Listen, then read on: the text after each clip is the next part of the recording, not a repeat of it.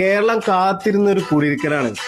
അപ്പോ വയനാട് ചൂരൽമലയിൽ മുസ്ലിം ലീഗ് നിർമ്മിക്കുന്ന വീട് ഭവന പദ്ധതി, അതിലേക്ക് 51 വീടുകൾ ഉദ്ഘാടനം ചെയ്യപ്പെടുന്നു.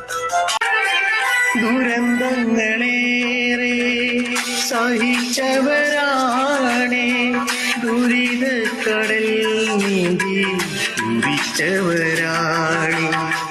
നിറസ്വപ്നമെന്നു മറഞ്ഞവരാണ്,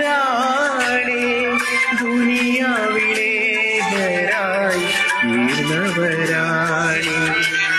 അണിചേർന്നു ലീഗ്, അതിൽ ചേർന്നു നാട്, ഒരുക്കിയ ഭവനങ്ങൾ അതിൽ 100 പേർക്ക്. അണിചേർന്നു ലീഗ്, അതിൽ ചേർന്നു നാട്, ഒരുക്കിയ ഭവനങ്ങൾ അതിൽ 100 പേർക്ക്. ചൂരൽമല കണ്ണീരണിഞ്ഞോ, മലനാടിൻ നെഞ്ചും മുറിഞ്ഞോ.